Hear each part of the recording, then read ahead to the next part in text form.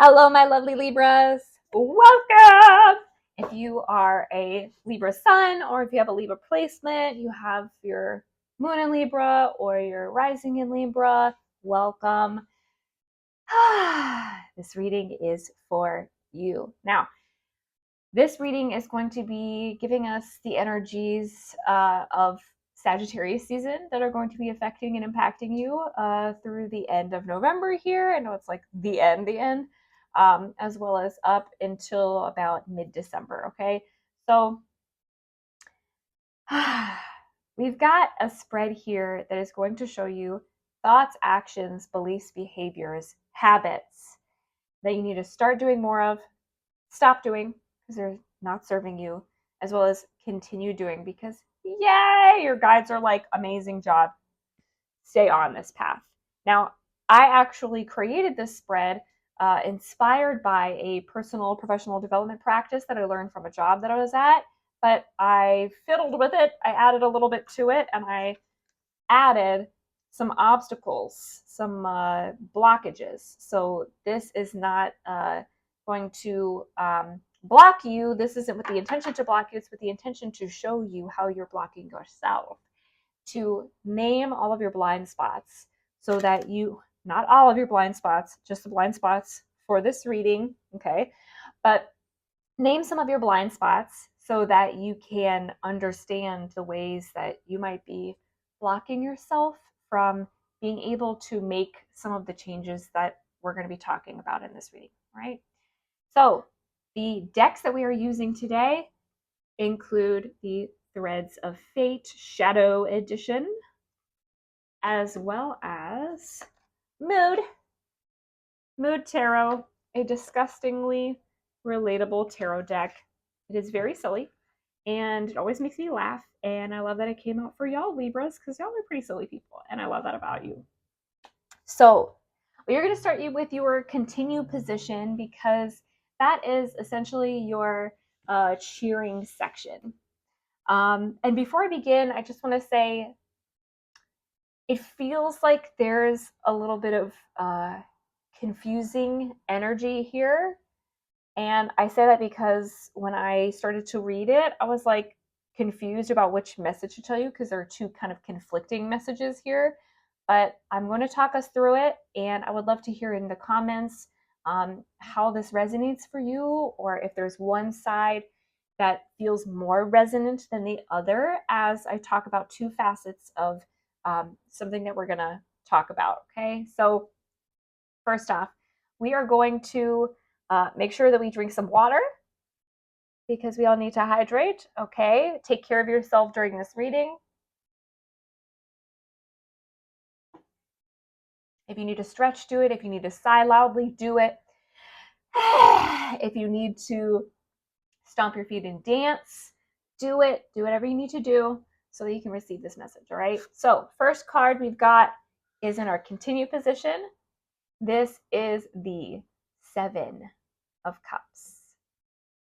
So sort of like these seven deadly sins, we've got these cups here that represent the sins, that represent certain flaws. And it says on here, yeah, but which of these will leave me the least fucked?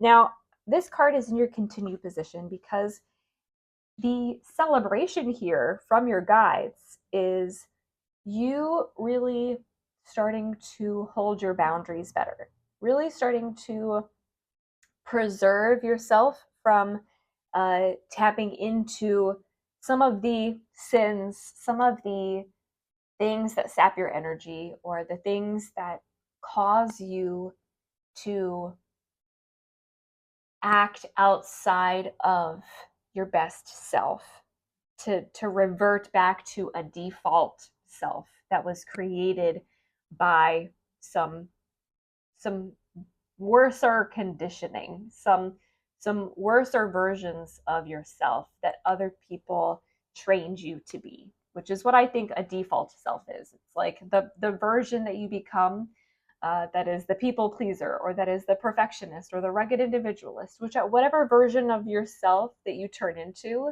that other people wanted you to be, that's what I consider to be your default self. You've been doing a great job at not reverting backward, at not reverting back to your default self that might abuse and abuse substances so that you can be what other people need you to be or want you to be. You've been doing great at not, going out with friends who do habits that are not in alignment with the better version of yourself, whether it's spending habits, whether it's relational habits. You've been doing a great job at, I'm really getting this person in the middle here, which is just to say that you've been doing awesome at veiling yourself from those people, from those settings, from those sorts of triggers that would try to get you fucked up, that would try to get you back on that path that other people would have you walk. So, incredible job doing that. While you've been on that journey, here's the caveat here. If I can get the card to fucking pick up from the table here, the caveat here is in our stop position of this spread. Okay, so we've got the boundaries card as well as the justice card, which in this deck is called Karma's a Bitch. Right? I'll let you read that real quick. So we've got the justice card and we've got the boundaries card, as well as some of the rest of this spread here, that is indicating to me that while you have developed some boundaries, we've got the boundaries here in our stop position because you might be taking it a little too far. You might be taking it a little too far, and you might be treating everybody with that same fuck off-itude that you're treating some of the worst people and the worst situations with. You might just have been, it's sort of like yes man. You might have gone full opposite and said no man because you used to be a people pleaser and you used to be a yes man, somebody who would just say yes to everything all the time. And now your boundaries are so solid that you might be like wound up a little tight, or you might be a little bit prickly and a little bit barbed, like barbed wire, toward people who are genuinely good for you. And I think the justice card here, the Karma's a Bitch card here, is sending the message that you might not actually be able to tell who's right and who's wrong. You might still be in that phase of like, I needed to go from 100 to 0 so that I could protect myself. Totally understandable. Been there. And you might be in that 0 place so that you can start to discern who is right for me, what is right for me.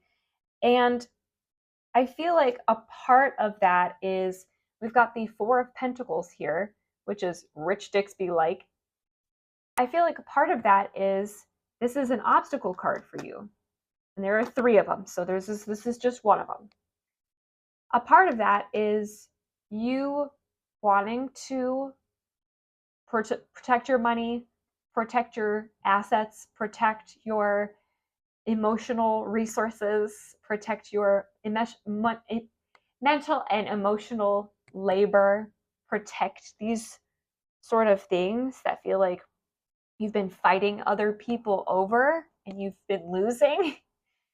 So one of the obstacles that you're facing to figuring out how to maneuver with these boundaries so that they're not just 10-inch thick stone walls, but are actually a little bit more empowering, is this sense that you have to be selfish or stonewalling.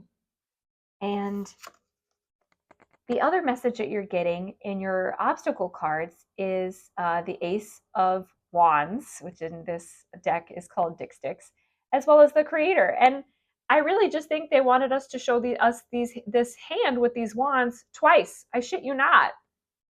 They wanted to show up next to each other because they wanted to remind you that just because you need to be a little bit more selfish doesn't mean that you need to consider only yourself and only your feelings. That's not to say prioritize other people's feelings or needs. That's not to say start doing what you used to do. That's to say, as you move through this kind of confusing time of like, okay, well, I was told that I need to get better with my boundaries, and now that I am, you're telling me that I need to, stop it? Nah.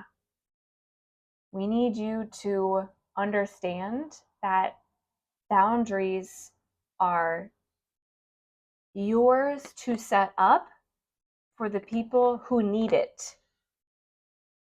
That doesn't mean that everybody needs it. And you are going to have to develop some level of discernment. You are going to have to develop some level of more intuitiveness so that you can really get into the crux of what makes somebody worthy of more flexibility and more trust and more honoring of the divine ways that you have lessons to learn together, and they're going to fuck up and they're going to make mistakes and they're going to knock over your boundaries. They're going to knock over your walls sometimes. There are some people that it's worth it to go through that with, because they're going to learn that lesson and they're going to do better. But here in your start card, you have 3 start cards here. Here in your start position, you have the patience card. It's going to take time. That's why this message is so confusing, because what you're going through right now is something that you want to understand right away. You don't, and you won't, and you're going to have to sit with confusion for a while.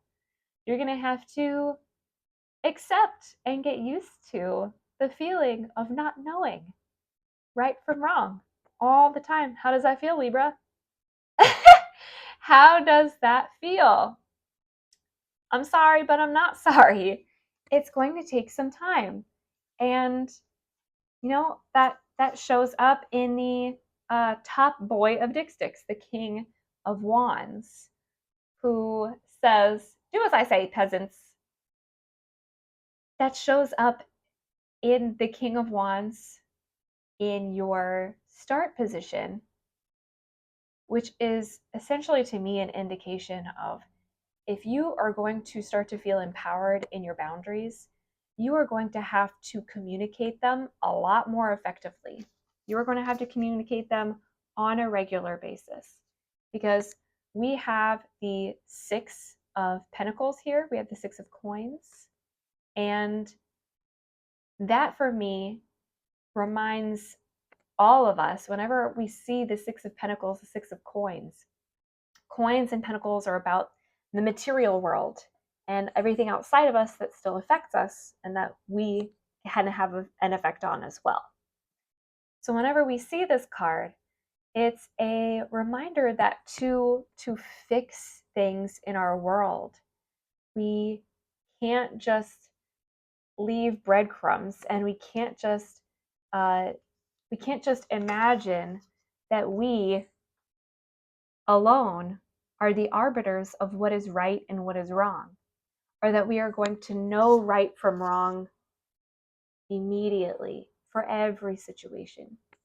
If that's what you're looking for, is perfectionism still, is being a king who knows the answer all the time, you're going to end up disappointed.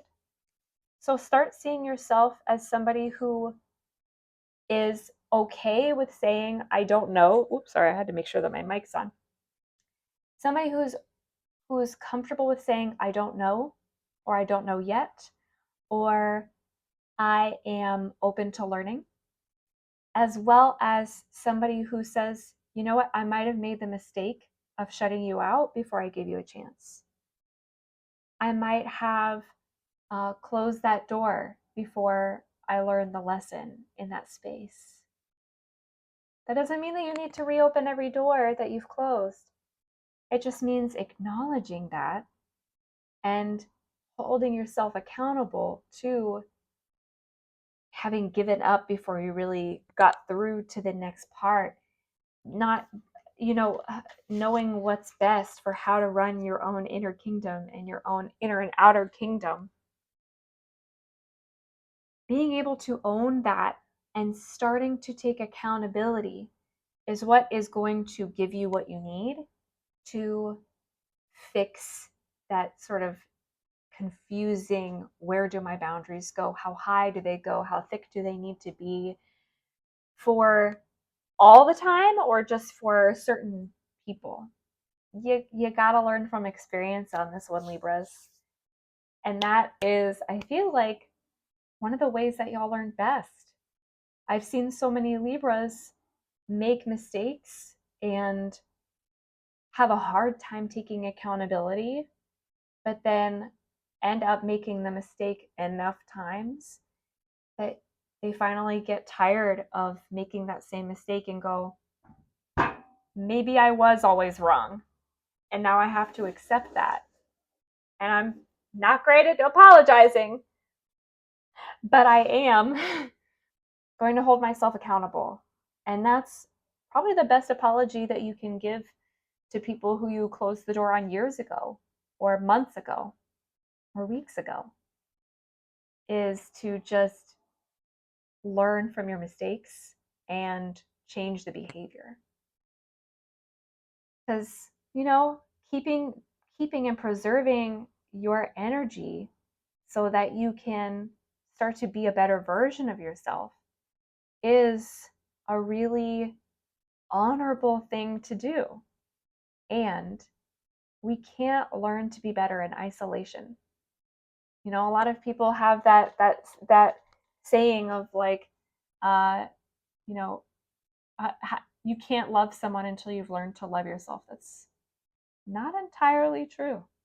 That's not the best way to view the learning experience and the learning process, because we're not solo creatures. We're not isolated creatures. We are communal creatures. We're social. We need to experience the lessons that we learn, and we need to make mistakes in an environment where other people will inevitably hold us accountable. And we need to also let other people make mistakes in an environment where we have decided we will hold them accountable instead of cutting them off.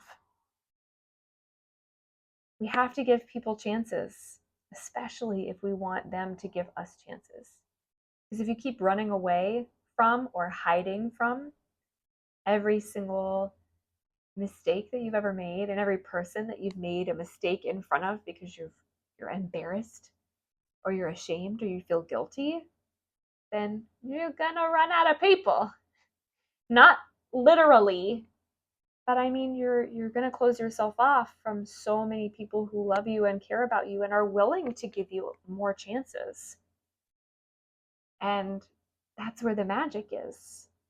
That's where love is. That's where love and compassion and empathy lives, is in those moments where we do the hard part of relationships, which is owning up to the ways that we've failed to be the version of ourselves that we're hoping to become and that we're hoping to get to live within the body and within the skin of more often, more frequently than other versions of ourselves, especially our default. We need to be able to experience all of that in relationship. So as hard as it may be to not know the answers to everything and not understand fully how to get it right off the bat, doesn't mean that just because you're not gonna do it right the first time, like I was taught to do by my Libra father, just because you are not going to know how to do it right the first time, doesn't mean that you shouldn't try.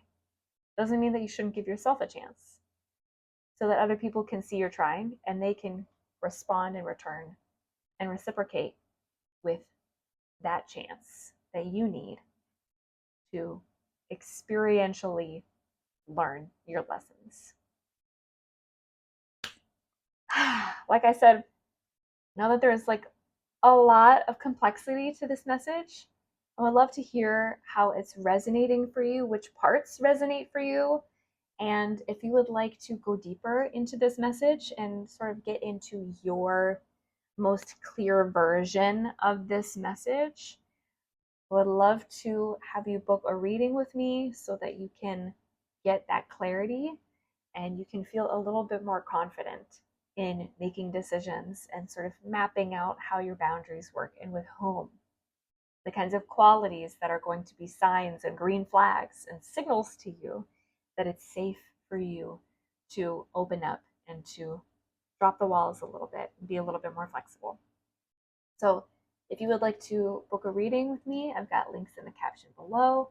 And if you would also just like to contribute to this cool free thing here that I'm doing on YouTube, you can head over to my Patreon and contribute $5 a month, where you have the opportunity to get a free reading because I raffle a free reading every single month. So I love you. I believe in you. And if you need more rounding out of this message, I've got videos for all of the other signs. So if you want to get your sun, moon, rising, and get that full picture, I highly recommend you do it because they're all 20 minutes or less. Yours and Cancers are the only ones that I went over on the 20 minutes, but I really try to keep them short so that within the span of an hour, you can get your sun, moon, and rising done, nailed. Like I said, I love you so much. I hope that you subscribe so that you can get next month's reading. And I hope that you leave knowing that you're deserving of all the love and well-boundaried relationships that you desire. Have a beautiful, wonderful rest of your day.